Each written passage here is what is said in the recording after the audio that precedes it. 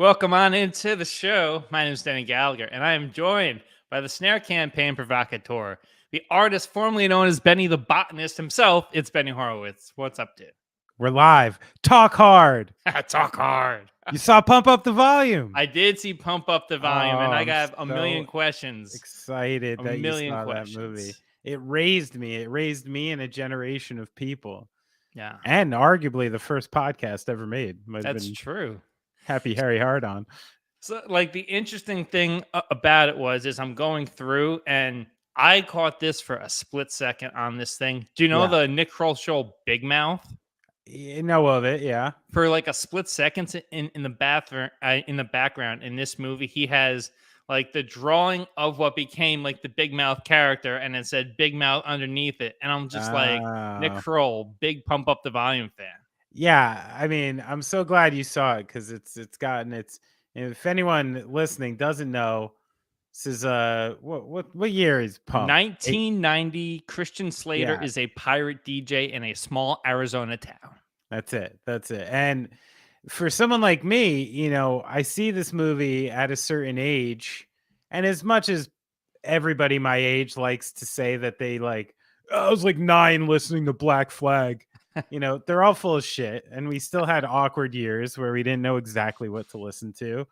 And at the same time, I'm listening to like Poison and Warrant and Skid Row and Guns N' Roses, and I'm Metallica, and I'm, you know, getting into heavy music, but I don't know about cool music yet.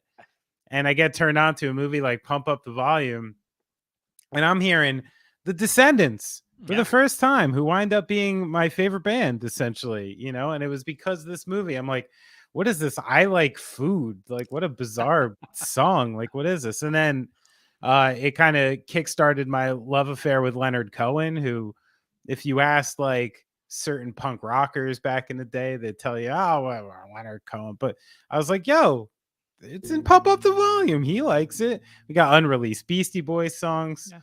And then just like kind of tackles some really heady shit that, you know, like gets done in a way that you maybe wouldn't be able to do in a movie today. The way they did it might be peak Christian Slater. He was great, you know, like and then literally the band I used to tour with was called Nora, based on the character Nora in the movie, right in the sexy red letters. So if anyone hasn't seen it, go see Pump Up the Volume. Fucking Denny finally got wise.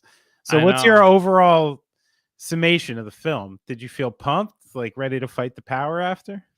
You know, it's so funny because when this comes out, you know, there's no internet, there's no Twitter. They're like, get out there and use your voice. We can be powerful. And then now we've seen what happens when it happens. And we're like, oh, maybe not such the best idea for everybody to have an amplified voice like that. Well, you know, but then you see in this movie, if you don't give it to them, they find a different way. They start blowing up their kitchens, you know, put shit in the microwave. So it's good. Oh my goodness. Yeah. Oh my, you know, I feel like there's a lot of people that identified with the girl who's like, yo, you thought her life was perfect. And then she puts everything she owns, including the Yale flag in the microwave. That's right. It touched all those bases, all those suburban late 80s angst bases very well. Everybody get into it. What would your pirate radio name be? You know, Christian Slater was hard on Harry and The Thing. What would yours be? Oh, I don't know. DJ Hotbox? Ooh, DJ Hotbox is good. I got a good one for right now. Yeah. Trot Nixon. Trot, Nix. Already taken. Yeah. No. Not the baseball player. Trots are Knicks. Okay. Yeah. All right. I had to get that in there. I like it. Oh, Benny, you know what segment we love each and every week? No. It's This Day in Music History. All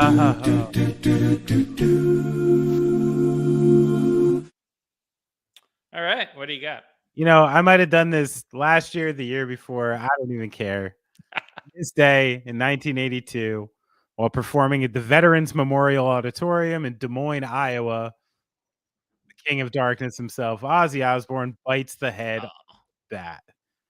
Now, after infamously biting the heads off of 2 live doves during meetings with record executives 1 year prior, he already had a reputation as a nibbler of things. So, you know, in this case, people were throwing things on stage because he turned into a bird eater. And in this particular case, I guess he assumed it was a plastic bat and bit the head off a real bat. Now, did you know there's controversy? Oh, do tell. Ozzy Osbourne bites the animal's head clean off, and Oh. he rushed to the hospital for rabies shots, as he was not anticipating it being a live bat. Now, Ozzy insists the bat was not only alive, but it also bit him. So apparently it was active and angry and bit Ozzy Osbourne, according to him. Now, Rolling Stone reported on it. Years later, however, Mark Neal tells the Des Moines Register that he was 17 years old. He was the one who threw the bat onto stage. And according to him, the animal was quite dead when he did, close to rancid, in fact. So I don't know. This is turning into like kind of the did they peg, ice balls at Santa? Who killed JFK? Was the bat alive in Des Moines, Iowa? We'll never know. I love that. And I love that we'll never know. It kind of adds to the lore of it. Oh yeah. So I hope what's the I hope somebody has the Zapruder film for like this. And we start picking it apart. You go to the Alamo and somebody's got a stand set up with the Ozzy Osbourne controversy. What's his name? Oliver Stone's going to make a 3-hour movie about. That's the next one. That's the can't next wait. one. All right, Benny. Well, I'm going to keep it food related for this day in music history. How about this? On this day in 1997, Ben & Jerry's introduced Fish Food, a new flavor of ice cream named after rock group Fish. The ingredients include chocolate ice cream, marshmallows, caramel, and fish. Oh my gosh, fish-shaped fudge. Got there. Yeah. Benny, what would your ice cream be for you individually, and then kind of in all of the bands that you've been in? What would the ice cream? Oh man, that's a tough. I wish you gave me some advance on this. That takes a lot of thought, but I gotta say, Fish Food always skip me because I'm just not a marshmallow guy. Yeah. So Fish Food was never my favorite. I'm a big fan of Chubby Hubby, chocolate covered peanut butter filled pretzels. But if you're putting me on the spot like this, it's essentially some deep fat boy mixture of chocolates and peanut butters, and mostly that, I guess. Fudge, chocolate, and peanut butter, some combination of those things. No, mine's definitely, you got to go the vanilla and peanut butter route, and then I'm just good. They already have a flavor like that, so maybe one day we can get that co-opted. That's what I'm saying. Ben & Jerry, it's turning into like the X Games, where like there's only so many combinations you can do, and then it just starts to get a little crazy after time. There is some something to be said for the purity of certain ice creams. I might, who knows, maybe I'm ice cream, maybe I'm a racist for ice cream. It's the one thing I'm racist about. Ice cream, just boom. Don't mix. I discriminate. All right. Well, we're gonna transfer from that to peace and love and the valley, and everything good with that. Benny, there's soft serve swirl fans going crazy right now. I know. They're like, oh man. Neil is throwing a cone at the computer right now. All right, Benny. Well, we have some sad news to report. Singer, songwriter, and guitarist David Crosby, founding member of two of the most popular bands of the 1960s, the Byrds and Crosby, Still and Nash, has passed away at the age of 81. A cause of death is not known yet. And just a remarkable influence on the world of music. Obviously, there's that whole Laurel Canyon vibe and that entire scene that really shaped popular culture and the sound of everything going forward from that time on. Just reading through the obituaries and stuff like that. And it's been cool to see all of his Crosby, Stills, and Nash brothers responding to it, though it's kind of awkward the way that they've been like bringing up the historic feud while eulogizing him, saying it was never as bad as people thought it was. But just some fun facts here. His dad was a cinematographer in Hollywood and won an Oscar for the 1931 feature Taboo. He was raised in LA and Santa Barbara, but he never, just like all great rock musicians, never really found success in school and all of that stuff. But we'll get it into a lot of the other specifics about what he's done and stuff like that. But just overall, the memory of Crosby, David Crosby. Yeah, I mean, I like to keep the music above the drama, So very simply, I mean, if you're just looking at the chronology of like American rock music and who influenced who and what came out of what, very, very, very early in the roots of that tree are going to be the Birds, Yeah. and are going to be some version of, Crosby, Stills and Nash, and Crosby, Stills and Nash and Young, and all the stuff they were doing at that time. And as you said, with the Laurel Canyon thing, take away everything else these people were doing and how they were treating each other. If you go ahead and look at these records, they were some of the most influential albums that shaped the direction of rock and roll for decades and decades to come, and are still to a large degree. So in that regard, you can't take away anything from David Crosby's musical career in any sense. Is a long, rich life, as you said, L.A. royalty. Like before he was even born. Story after story after story. I mean, even just strange stuff with David Crosby. Even not the drama. Just like, oh, I paid for like Phil Collins to get a kidney in 1994, or oh, I gave Melissa Etheridge semen for 2 children. And those are my children, and it's just like, what a funky ride. And I think you could get into the stories about how he was and the politics later in life. I don't really care for that.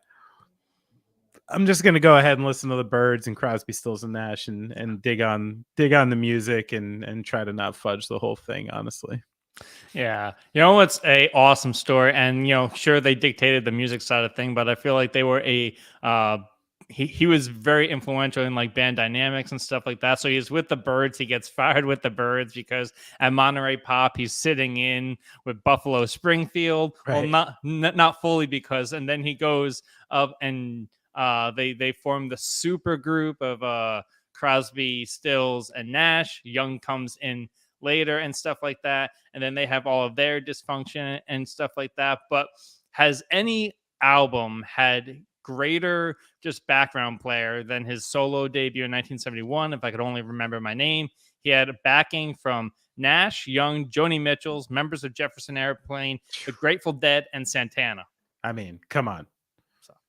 It's basically an all-star record. Yeah, it's a wild lineage that's gonna spin off for a long time. And I think too, as history goes on, like as we watch 80s movies through a certain lens, and as we view certain things through a certain lens, and people's behavior as we go through history, like something that's becoming apparent of some of the really early 60s rock stuff is these people were raised by the times of the 30s and 40s. And as you said, David Crosby comes from, LA, Illuminati elite. And, there was just like the male chauvinism, the ego, the one-upsmanship that was going on in that time is very akin to what I think like the same white people in power were doing in corporate America at the same time. And they fell victim to it as much as they wanted to be hippies and progressive.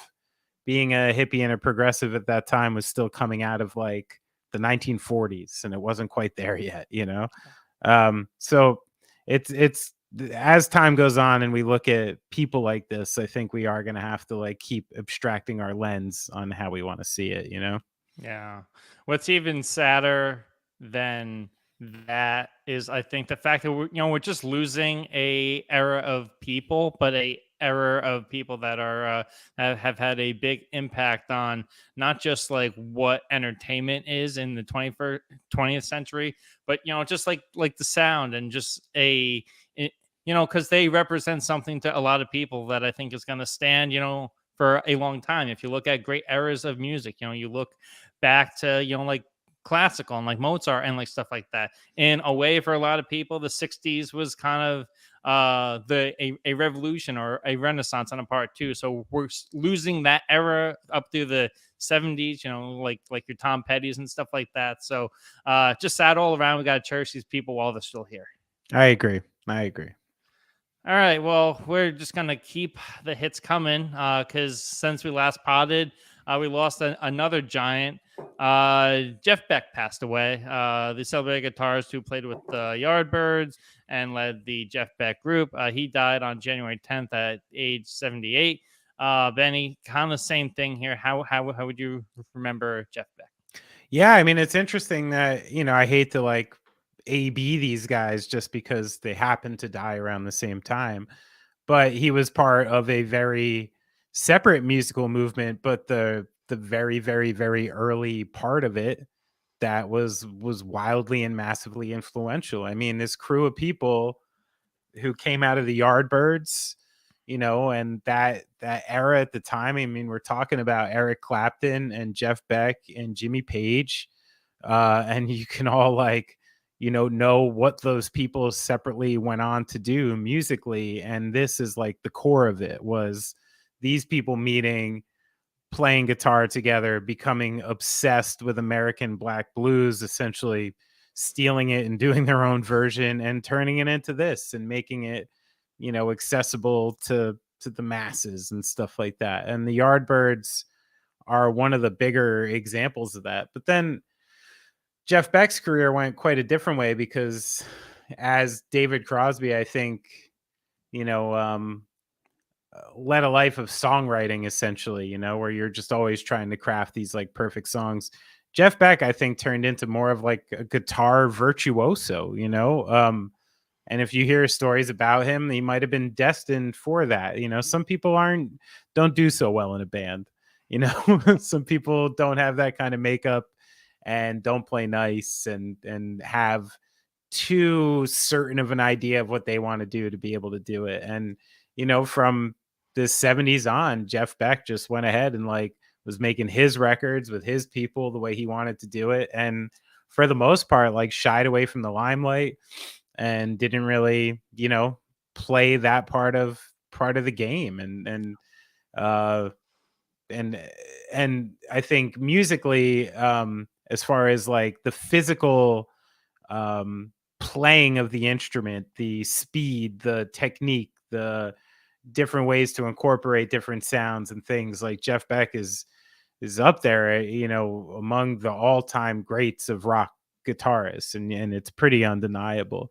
And he did so much fun stuff too. Like even the other night, sitting around watching the movie Twins, and wait, we're like, who's playing in this bar scene where Arnold's about to like beat up 4 people? And if it isn't Jeff Beck, playing with a singer, Nicolette Larson, and then he played the main solo on Blaze of Glory for Bon Jovi, becoming the Young Guns 2 thing, Days of Thunder, like all this weird stuff. Jeff Beck just always like popped up on people's tracks. He was on Kelly Clarkson tracks. He was on BB King, like Morrissey, just years later, like always popping up on stuff.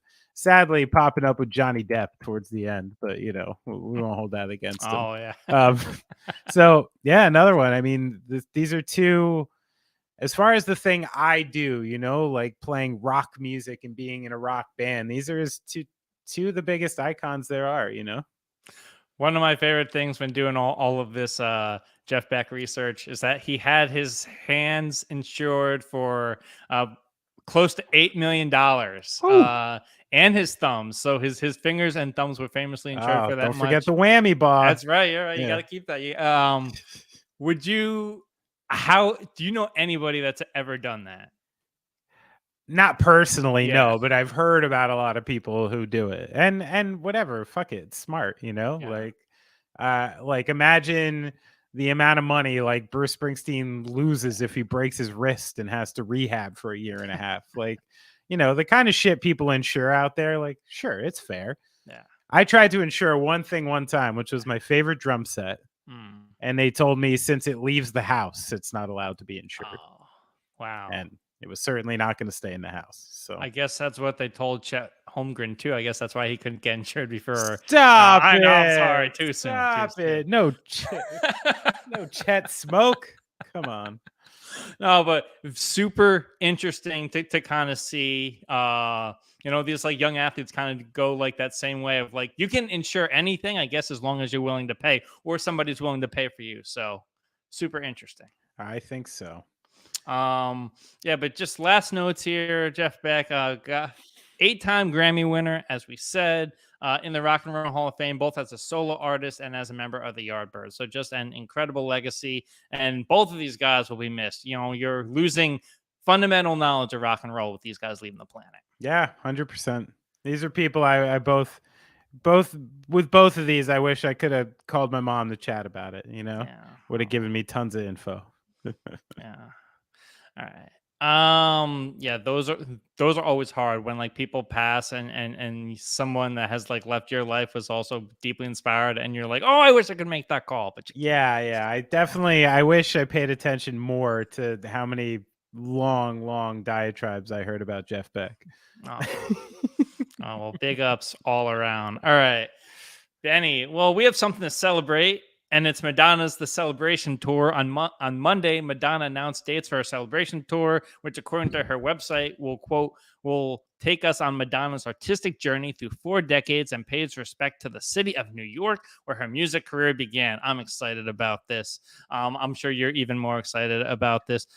Tickets go on sale apparently today, and the tour will go to 35 cities globally and kick off July 15th at Rogers Arena in Vancouver. And go to Europe later in the year. So Benny, Madonna back doing it big. How excited are you? Yeah, it's great. I mean, I don't know what to add besides for the fact that I'm sure her arms are gonna look crazy and awesome. She's gonna be dancing and playing guitar and singing and piano, and I can't imagine what the stage is like and the costuming. Like, it's gonna be a fucking show. It's Madonna. It's a celebration tour. I mean, even look at the adverts for it. Look like you're going to see a Broadway play. So I think that she's gonna live up to the hype, and yeah, it's great. Love to see it. What does Madonna paying tribute to New York City look like? Like, and what version of New York City? Like, is it gonna be like the Lower East Side scene that she's gonna do? Like, is she gonna recreate? Yeah, I mean, that's where she came up. Maybe she's going as a kid in Queens. Maybe she's yeah. Who knows? I mean, maybe it's a testament to the music that she was into, and doing covers or paying homage to stuff that way. Yeah, I'm not sure, but it's a fair question. I mean, what is the New York that Madonna knows now? Like, it's a very different New York than the one she was a part of. That's for sure. That'll be so telling for the movie too. And maybe that's why she's like, I've got these sets. I can just take them when we're not using them. I've already paid for them. Yeah. Put them on stage. You know how much does paper mache building cost? It's all on Paramount's dime or whoever the heck is financing it. But yeah, Madonna back at it, doing it. Love to see it. Like we said, we got to, as much as in the past I've almost disrespected the Queen on this podcast. I know. You got to pay respect to the legends while they're still with us. So I'd go. The only question I had for you, seeing this, these are all arena stops. I would have thought that in New York, she probably still could have sold out MetLife. Yeah, but I mean that also depends on the show, man. Like, an arena show is built to be inside. And it's built to be in an arena, with lighting and stuff like that. So, it could just be playing a stadium is a pain in the ass, She wants to, what are you going to do? Go play MetLife? She's from New York. She wants to go play the Garden, She's going to play the Swamp? Yeah, I doubt that. So. She's not taking the bus to Sea Caucus. She's going to get stuck at the train station. Yeah, for no 50 minutes. chance. No chance. All right. Well, Benny, next headline today, we have a movie in the works. Benny, Lionsgate, the film studio, is about to be starting something as the studio has tapped Antoine Fuqua, the director of Emancipation, to direct the Michael Jackson biopic, which immediately becomes the single most music biopic in the works right now. It's currently, Paramount has a Bee Gees movie in the works. There's a Bob Dylan in the works starring Timothy Chalamet, but the Michael movie goes right to the top. It'll be titled Michael. The film is a longtime passion project by Graham King, who was a producer on Bohemian Rhapsody, and screenwriter John Logan, who's won 3 Oscars and previously worked on The King. He wrote The Aviator and Steven Spielberg's Hugo. So a lot of heavy hitters in this. They're working closely with the Jackson estate, which, say what you will about that. But a lot going on here. Do you think, and we texted about this a bit, do you think that for as much as this movie says it wants to try go toward the controversy in that, do you think that we're going to see the version of this that is real about Michael Jackson? Well, I mean, what's real about Michael Jackson? And that's what's going to come up in this movie, and it's never going to not be talked about. And I feel like we're too close to it all to still do it correctly. And of course, if the estate is giving the green light on it and they're going to be part of it, and I assume they would have the power to pull the plug on it, no, they're not going to cover it the way, like, what are they going to do? Deep depth interviews with all the accusers? And no, I don't think it's going to get, I think they'll find a very artistic and tasteful way to gloss over it and kind of maybe play on the fact that he was very juvenile in some ways. And kind of, I'd assume they would whitewash it. The thing about this too is like, and I think we mentioned this on text, it's such a like untackleable thing in so many different ways that like, it's so difficult to see this getting done and it getting done correctly that I'm like, so much about it I just don't want and I'm not ready for. Yeah. So for me, I'm a hard no still on the Michael Jackson movie, especially if it's done in the way these other ones are. I mean, it's like, how like we're even talking about the Bohemian Rhapsody movie and how we sort of glossed over like a huge part of that, life as a result. And like, Michael Jackson had this awful upbringing. You're really gonna to show, like, are we gonna show his dad beat the shit out of all of them? No. Are we gonna show this? Are we gonna show, I just like, so it's too ugly. It's too soon. I'm still like getting even comfortable with like listening to Michael Jackson music again. I'm not ready for it yet. Yeah. Oh man. And we saw they do the Jackson's American Story movie. I think that was like 20 years ago. That's always running on MTV and stuff like that. To see the full story, you can't see. It's so hard because then to tell the whole story, you're going to have to do the Elvis thing, and it just is like you're watching his life on like double speed, and that's a hard thing. I was thinking about this too because they always talk about a Frank Sinatra biopic. These legends like this had too much life for 2 hours. Like, you're in my life. Well, your life, you probably can't. But like most people's life, it's like, okay, 90-minute cut. Cool. Most people that have these giant lives, you need like a 4-hour movie. You need like a Babylon of like, right, for Michael Jackson. And no offense to Anton Fuqua. Yeah. But how sure are we this guy's good? Well, we did Training Day, right? He just did Emancipation with Will Smith. I mean, that's supposed to be up for Oscars. Right. I haven't seen that one yet, so I'm not willing to do it. But he's directing this, right? Yeah. So, I mean, I'm seeing a lot of movies on this list that I'm not thrilled about. And even Training Day is like a questionable movie, seems by a massive Denzel performance, Yeah. So that's another thing to me. Like, I mean, I think there's no chance you should have a white person tell this story. Yeah. That would just be like massively distasteful. But I also don't know if Anton Fuqua is the guy to do it. What about as a mini series? We're seeing this in the chat. A mini series for Michael. Let's break it up. I'd probably be more into that. Yeah. Who wants to make it like a Mayor of Easttown? I mean, tell this whole story. We're gonna need like 4.5 hours. I don't know that kind of time. Okay, cool. All right. Well, we're gonna see it. I was shocked to hear about also in the same vein, since we're there, this Bob Dylan movie with Timothy Chalamet as Bob Dylan. Get the heck out of here. And then I texted you this. Benedict Cumberbatch reportedly or they're eyeing Benedict Cumberbatch to play Pete Seeger and like cut the cord at Newport 1965. Just crazy stuff happening with all of this. Hey, people want to make it. Yeah, you're gonna see it. Like, that's the thing. I don't know. They're gonna get made. You can't stop them. So it's just they're gonna keep coming. I hope people go. People did not show up for the Whitney Houston one, and that's disrespectful. But I hope people show up. So, all right, Benny, do you want to move on to basketball here? Please. Let's get out of this and get into do you want to start with the Miami Heat here? Great team. All right, so it wasn't always pretty, but the Heat finished with a 3-1 week with wins over the Suns, Thunder, the Giannis-less Bucks, Jimmy Butler's go-ahead 3-point play with 12.9 seconds to go against the Thunder was like almost a big turning point for their season. Big week for the Heat. They're back up above 500, 25-21. Things are pointing in the positive direction. Trade talk is still on the table. Got a two-part here for you. Can the Heat turn this into a playoff run? And do you think we will see Kyle Lowry be a part of said playoff run? Yeah, I don't know. I mean, as I am encouraged by this, it's also like, what you would expect going into this season for the Heat, right? Like, this is actually the first time they're playing to expectation, not above expectation. Yeah. This team has Jimmy Butler and Bam Adebayo and Tyler Hero and Kyle Lowry on it. They're supposed to be a playoff team. They're built like a playoff team. They paid for a playoff team.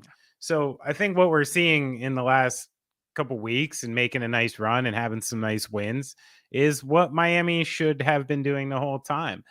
Lowry still doesn't look good. He's in and out.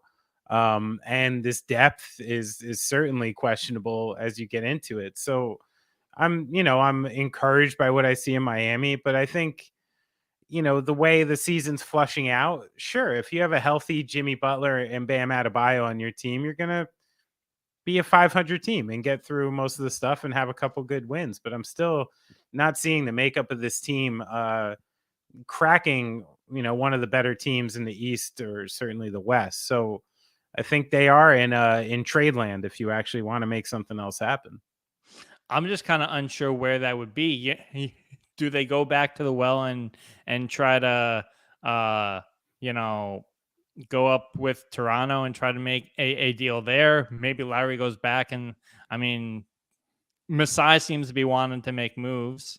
Yeah, I mean, it's hard to see because I don't think they have the they're looking for assets, real assets to get a guy like OG. I mean, and there's no word that he's even on the market yet. Yeah. So, I'm just looking at a line, once you get past this big three of Butler and Bam and Tyler Hero scoring, you're quickly down to Gabe Vincent and Max Strus and, Orlando Robinson gets heavy minutes. And it's just an unsustainable model as far as going into the playoffs goes. So it's encouraging to see, and it's nice to see. And I know you're enjoying Bam's fantasy couple weeks he's having, but I'm not seeing where this is still going in the long term. And Max Strus's fantasy value. Hey, I'll make you a trade right now. Guy's been going for double doubles. He's good. Good on Strus. Oh, so is everybody else. All right. Well, from one team that's kind of balanced the ship to a team that is in an interesting position, the New York Knicks. And we're going to transition to New York here for a sec. The Knicks are on a 2-game slide during what should be a soft spot in their schedule, going up against the Wizards and the Raptors, though the Wizards have looked pretty good and the Raptors have played everybody tough. Jalen Brunson kept up his scoring frenzy, going for 34, almost 35 points a game, five assists a game, shooting split of 51, 50, 92. That's crazy. 51 from the field, 50 from 3, 92 from the line. But let's start here with the Knicks. Should Jalen Brunson be an all-star? You could certainly make a case for him, especially where the Knicks are playing, but I think he's just locked behind maybe too many guys at the guard spot for now. Might have to wait a year or something, but at the very least, bare minimum, this made the Knicks fan be able to put away the Donovan Mitchell narrative for a year or two and put away the narrative that you overpaid or anything like that. Now it looks like a good deal, doesn't it? Like we were I said it in the off season. A couple people said it too. Like this was a good deal for a starting point guard in the NBA, and the Knicks needed someone to right the ship, play consistent minutes, and be about one of the more consistent players you can be, and that's exactly what he's doing. So, cheers to Jalen Brunson for that. But Knicks are still obviously two pieces, three pieces away. They just lost Mitchell Robinson for a few weeks. Like you said, the Raptors, Wizards, Pacers, Hawks, especially, are starting to creep up and make some waves there. So, Knicks still got to stay sharp. I'm just curious what the best case scenario of this looks like, because I wonder if you are an impending free agent, are you forcing your way to New York to try to play with Jalen Brunson? I'm not so sure. No, I don't think so. But, you're also, as much as we like to make fun of the Knicks for always positioning themselves, for big free agents, they are still one of the markets who can get it. And when you look at a team with a guy like Jalen Brunson on a good deal, in New York, yeah, sure, it's still a likable place to go. But no, I don't think people are salivating on getting over there to crank 40 minutes with Julius Randle either, Right. And I just think seeing what Donovan Mitchell has done in Cleveland this year, could you imagine how Tibbs would have put a leash on Donovan Mitchell so hard? Yeah, quite a different scenario. It's just not what that team needed. I mean, it is of course, it's what every team needs. But they for this year, they needed Jalen Brunson. I'm not saying the Knicks made a good deal, particularly by passing on Donovan Mitchell, because it's easy to get rid of if you have a star player as a coach who will let Donovan Mitchell go, go to work. Sure. So that's certainly no reason to stop getting Donovan Mitchell, is the fact that you have Tibbs there. Yeah. But like I said, at the very least, imagine if Jalen Brunson got hurt. Imagine if he was losing starting minutes to quickly, or anything like that. At this point, the Knicks would be getting destroyed. Yeah. But the fact of the matter is, you have a good, solid top 10, 15 NBA point guard on your team for the next 4 years under a pretty good contract. So way to go there, Yeah. All right, Benny, do you want to go across the East River to Brooklyn? Do you want to talk about your Nets? Might as well. All right. So the Nets are 5-5 in their last 10 with wins over the Pelicans and the Heat, plus a loss to the Celtics in the first full game since the KD MCL injury that's expected to sideline him for about a month. Without KD against Boston, Ben Simmons became one of 3 players to put up at least 13 assists and 9 rebounds in a game without scoring a point. Kind of need more there. But then what does he do against the Suns to follow this up? He talks his way into 2 technicals and an early exit in the third quarter. But TJ Warren has been a bright spot, averaging 15 points per game this week. So kind of a mixed bag here. Obviously, you never want to lose the guy that makes you go. But this week for the Nets, your thoughts? This week is the clear case for Kevin Durant as MVP of the league. And the clear, case that the things that you're worried about with the Nets are getting so horribly exposed, which is Kyrie Irving is the number one, Ben Simmons having to do too much, and a mishmash of older players having to take on too many minutes. Even, a guy like Seth Curry plays really nice last night, but he played 35 minutes. Yeah. I don't think Jacques Vaughn can play Seth Curry 35 minutes again. So we have these weird restrictions all over the lineup with that. And without KD, everybody essentially except Nick Claxton is getting really exposed out there. And, they've lost their last 4. They've slipped to, tied for 4th and 5th with Cleveland. And, as you said before, only, 3 games behind them are both the Heat and the Knicks. 4 games behind that is the Hawks. I think all of those teams are kind of, trending up and ready to give, anybody who starts slipping in the top of the East a hard time and making you go into the play-in game. So here's something like I do think the Nets have the kind of roster to survive, but I'm pretty worried about this Ben Simmons thing at this point. Here's something I'm looking into the stats, and I'm really concerned about. Okay, so we're in the month of December, right? Mm-hmm. And Simmons plays. Oh, I'm sorry. Okay, here we go. Yeah, we're in the month of December. Ben Simmons plays 11 games. He averages 25 minutes a game. That's a lot of minutes, right? What was his free throws for that month? The entire month? I don't know how many. 0 for 9. Oh, Jesus. 9 attempts, 0. This is 11 games averaging 25 minutes. Now let's jump to January. We're 7 games into January. He's averaging 27 minutes a game. And in this month, we are 4 of 9 from the free throw line. So that means he's literally 4 of 18 in the last 2 months. That's over, 30 games. And I'm watching this game last night against Phoenix. I mean, we have guys like DeAndre Ayton. They're literally, Ben Simmons is on the line. He's in the paint. They're giving it to him. It's right there. And when the guy who has the ball in his hands that much, I know we everybody's talked about it for years, talked about it coming out of Philly, and have sort of glossed over it over the course of this year, which is something you get the ability to do when Kevin Durant is playing every night. Now that he's not, there's just this like microscope on the things that Ben Simmons can't do. And it's pretty terrifying because of the contract and the years and the expectation. And sometimes you go out there and you're like, man, once you take this guy out of that sort of funny, I'm like Ben Wallace who can dribble role, which is fun and it's good and it works. But once you need more out of him, man, it's a fucking disaster. And I don't see it, going in the right direction. I mean, he doesn't even shoot jump shots, and he shot 45% from the field last month.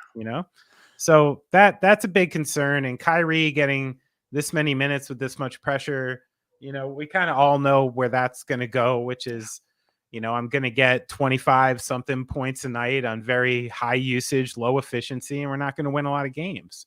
So I think the Nets are in trouble without Kevin Durant. I got to be honest. Here's what I don't get about the Ben Simmons thing. His game when he was first coming up in like high school and LSU was very focused on driving, getting contact, getting fouled, going to the line, getting his numbers that way while doing the other stuff that he has done well here, right?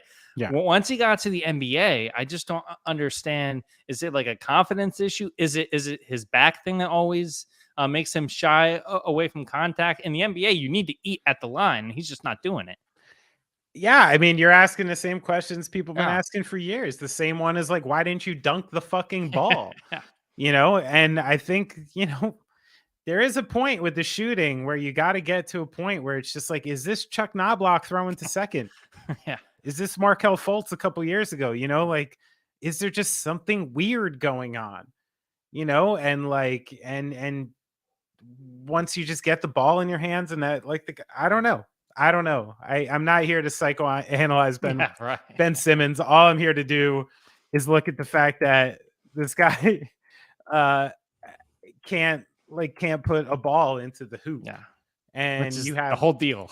Which is the whole deal, So like, unless, like I said, it works when Kevin Durant's out there and you can put him in this kind of glorified, like I said, Ben Wallace, Dennis Rodman role of somebody who can just like, help you drill. Even Jason Kidd was that kind of player for a long time. Like, Jason Kidd was not a threat for a long time from shooting.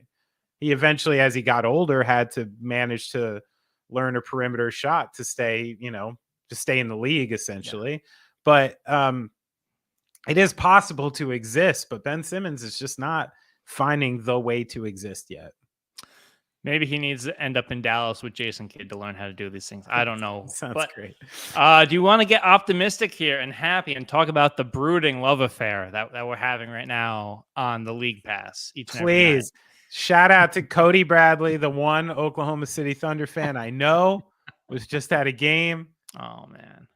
Bring it on. How is he loving Shea? I mean, he's got to be his favorite player like Oh, ever, come on. He's right? probably got 3 jerseys. Yeah. Oh my gosh. All right. Well, the Thunder, as we're alluding to, had a big weekend remain an enigma. A huge 3-1 week for the Thunder that saw their only loss come by a single point to Miami, as we talked about.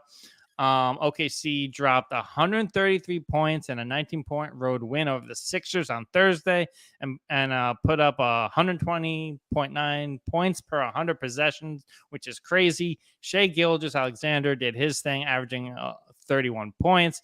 Josh Giddey adding 17 points, 8 assists, and 7.5 rebounds per game. 38% 3-point shooting for him. OKC just so fun to watch. Love watching Shea every single night. Heck, they're even making Lou Dort into a viable fantasy option on your team. What do you make of OKC right now? Well, I think the most exciting thing to watch is like, if you were just watching Shea come out, which he is, like you're watching this dude just this year cement the fact that like, oh, hey, I'm one of like the top 10, 15 guys in the league. Did you notice that yet?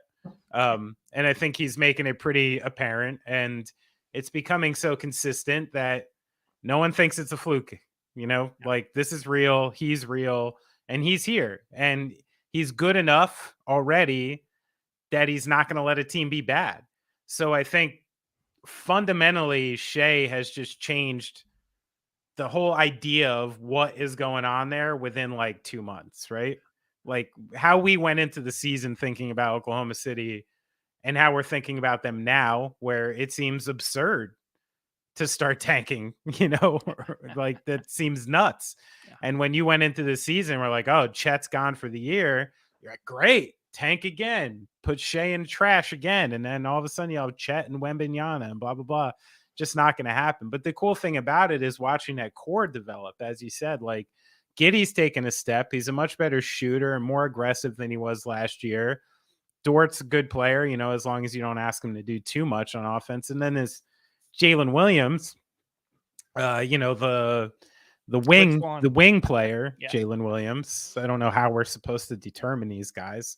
I hate when teams do that. Trade one of them, please, just so I don't have to do this anymore. But those 4, Dort, Williams, Giddey, and Shea looks like their core. Yeah. It doesn't just look like a little flash in the pants. They're playing well together, and I don't think anybody wants to see this team. And you start, putting in Chet next year, Kenrich Williams, Joe, and a bunch of interesting players, and then all the assets and picks that they have coming up. Oklahoma City is like one of the most exciting things in the league. And here's the most interesting thing is like right now in the West, right? Mm-hmm. Between Dallas at 5 and the Lakers at 13, there's only 3.5 games separating those 9 teams. Right. So, right. And Oklahoma City's in the middle of that pack. I mean, they're tied right now for that 7 seed with Minnesota, the Clippers, the Warriors. The Suns are a half game behind. The Jazz are a half game ahead. So, I mean, literally, we're 2 games away from Oklahoma City sitting in that 6th spot. And I'm not seeing a team behind them who's really rushing to take them out, maybe besides for the Warriors. Like most of the teams we're looking at this list are trending down and not up, and they're going in the opposite direction. So Oklahoma City's super exciting. And I think at this point, they might want to consider, building this team to actually maybe win a playoff series. Who cares? Yeah. I'm going to be very interested to see how they deal with the Chet thing, because like they're an organization built on patience. But if you have maybe the opportunity to go back into the draft this year, trade a guy who people like a lot. I know, maybe Utah is a team that, has assets, and, that's the kind of player that Danny Ainge has historically liked. So I don't know if Presti tries to go back into the draft and give up on Chet so quickly, but I think it'd be a smart move. I don't. Yeah. I think this is, like, it's easy to get impressed with, 10, 15 game stretches and things like this. But, what if Shea goes out with an ankle for a couple weeks? What if, like you're still not there yet. You're not close to there yet. So I think the thing that you do is let the season play out and then add a transformational center next year, and do it the right way. Because I think the thing you got to think about with Oklahoma City is I'm listening to a podcast earlier and someone's telling me that Isaiah Joe is one of the top 5 free agent signings in the history of the Oklahoma City Thunder. So, this is just the idea that you're never getting someone to sign there independently unless you draft them or trade for them, right? Yeah. So you are not getting rid of Chet Holmgren, this potential asset that you don't even know what it is yet. What if 2 years from now you're like, oh, great, we traded Dirk Nowitzki to make, get one playoff run. And so I think Presti has shown us that is not his model, and I don't think they're going to go that way.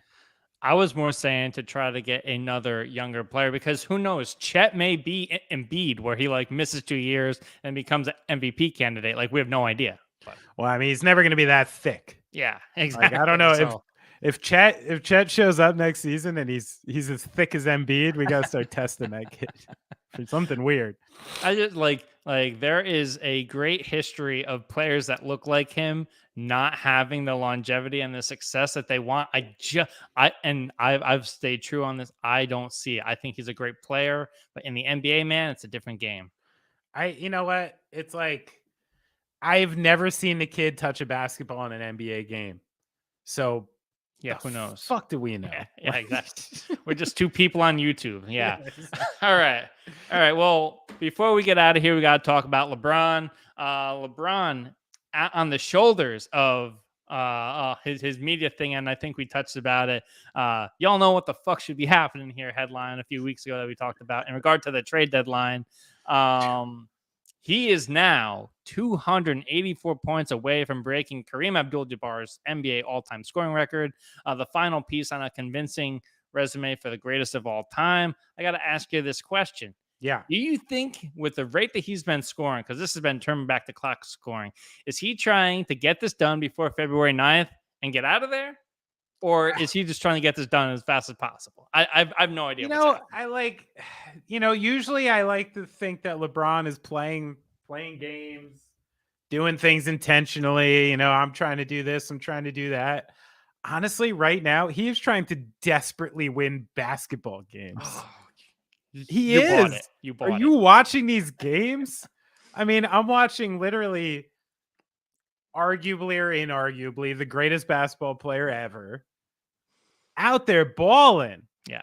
With Dennis Schroeder, with Wenyen Gabriel, with Thomas Bryant, with Kendrick Nunn. There's literally, if you ask the novice NBA fan of another player on that team besides for Russell Westbrook, they can't even tell you anymore. Yeah. So, you know me. I think LeBron is a magician of the media. I think he messes with people's minds. I think he does all sorts of stuff because he's very smart and he's been playing this game since he was 12. So he knows what he's doing. Right now, man, that guy is in a team that's 2 games out of the play-in game behind Oklahoma City.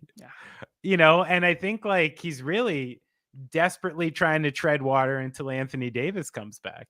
And that takes him shooting a ton and, scoring 30 plus points a game. So as much as I'd like to jump on your nefarious bandwagon here, I think this is one of the more honest things LeBron has done. Honest? I don't know, man. Maybe he's starting to see that this Hollywood thing isn't all it's cracked up to be. House party had gotten. Where's he going? All right. February 9th, he breaks the record. Okay. Yeah. Banners hung. He got his title in LA. Where's he going? Who's getting traded to what team and for what? Well, let's see. Have you pulled up any mock drafts of where Bronny is projected to go? Because it's got to be Wembanyama, Scoot Henderson, Bronny James in that order. Oh yeah, sure. Yeah, I don't know. I think he's staying for now. Yeah, it is what it is. We also are only a few weeks removed from Anthony Davis showing us he's sometimes the best player on the planet. So like I think LeBron is LeBron, and there's some idea in his mind. He's like, if I can keep us afloat and get us into the play-in, this guy comes back, and then all of a sudden, I'm fucking 72 years old, still winning championships. I don't know. Like, he's crazy like that. We're watching. The one thing I think you disregard sometimes, and you do it with Tom Brady too, is if you want to be LeBron James or Tom Brady, you got to be nuts. You're crazy. You are literally a crazed person as far as winning and competing goes. So like I really don't think like those people touch a court and it turns on and off. I think they're maniacs, and they only know one speed. They only know one way. And I don't think once those people are in that situation, they're even cerebral about it, By the way, as you were saying that, I looked up. He's averaging close to 35 a game, 284. So that means roughly 8 games to break the record. So they've got Memphis on Friday here. So that's one. Then they go to Portland, Clippers, Spurs, Celtics, Nets, Knicks.